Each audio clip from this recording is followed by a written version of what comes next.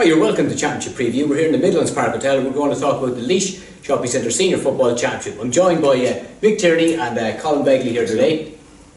Mick and Colin, of course, two men with a lot of accolades, one of which each of them have. Well, Colin has two of them, is county medals. Mick in 2006, Ballyonabbey defeated Arliscaleen, and that's something we'll be speaking about today. Mick's memories of his county final victory, and also Colin in 2005 and 2016. 2016, of course, the famous win, I suppose, over Portlaoise with Jody Dillon's goal in the last minute, well, last kick of the game, really. And Colin will speak to you in a moment about that. We'll also be discussing all the fixtures, a lot of good games to look forward to. So, Mick, I suppose you were lucky enough to win a county medal in 2006. A lot of people have a perception that, you know, Portlaoise and Laois, of course, are the dominant force, and perhaps not that they're going to walk the championship, but they'll be a very, very difficult team to beat. But yet, 2006, Portlaoise were there. You didn't cross their paths, but you eked out a victory there at that one. What are your memories of that, Mick? Yeah, I suppose it was the same that year, but with Portlaoise, they're always, and they are always the team to beat. They're the barometer everybody sets themselves up against in the championship of Laois. But for us that year, we were lucky. They got rattled early, and I think the whole excitement in the championship heightened that year when Portlaoise were out. I think everybody got a sense of, right, it's open now and anyone can take it. It was a tough one. We bet Stradley after a replay. We bet Arliscaleen after a replay, and then obviously Killeen in the final. So we were kind of on the road for about 6 weeks, one after another, a game after another. But that suits us from a club perspective. We've always been a bit stronger when we play week on week and we get a bit of momentum up. So that really suited us that year. But surprised us. We didn't expect it to go as well. We got momentum after the Stradley first game. We played very well against them. We kind of snuck up against them in the last few minutes and got a lucky draw, and then played very well at Timahoe, which kind of teed us up for the run into the final. Yeah, and like Ballyonabbey, like small enough population, but it just shows one of the great things about sport is that on any given day, and Laois Championship is no different than anything else, on any given day, any club can be any club if they're willing to put their bodies on the line and everyone's to buy into it.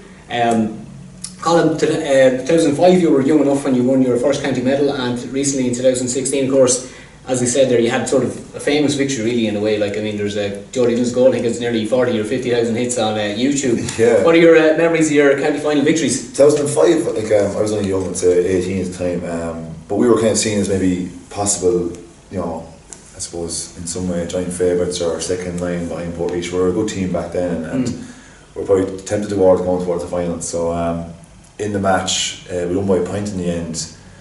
It was a wet, miserable day. We had a very, very strong team. Portlaoise had a very strong team as well back in the day. Kevin Fitz and Woolley and Bruno McCormick, some of which are still around at the moment. But for me, it was a huge experience to have that age. I was heading off to Australia after that, so for me to win that and kind of have that in the repertoire was amazing to do. But the one gone by, like MJ mentioned, Portlaoise were always seen as, like I said, the barometer, the kind of level to hit. And outside of that, I suppose probably 6 or 7 teams who could on any given day beat each other, depending on how we're playing.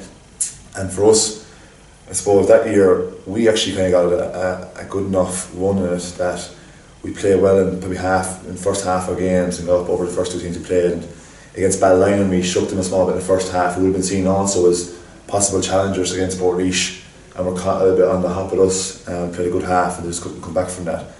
And we only played one really good game in my mind. That was the Portlaoise game. But against Portlaoise, we played really good football, but we were lucky too in that some small missed chances from them in the end, and the goal in itself, like that whole play was wild. Like, you know, starting from the corner back line and the amount of passes that went up, and the finish itself, like Graham Brody. Let me tell you, and MJ will attest to this, it's very hard to put a ball by the goals, and I'd say there was only that much of a gap to score, and Jody put it in that gap. You know? I suppose that's part of the beauty of the championship, and in the same vein, the year we won it, and most of the games you'll see at the weekend when it kicks off as well, there's fine kind of margins in it. Like, there is no real, there's the occasional drubbing, but it normally comes from a team who start poorly, can't get off, out of traps, and then all of a sudden the game runs away from them. But when both teams, you'll find, especially with the fact that a lot of the teams will have missed their county players for a good part of the league.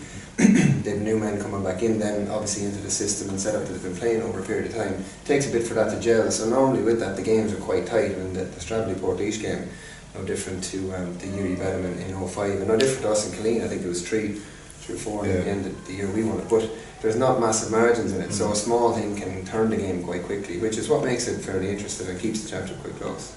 Absolutely, and just on that note, Mick and Colin, I think we'll speak about, there's a number of different games we can look at. The first one we're going to look at is St. Joe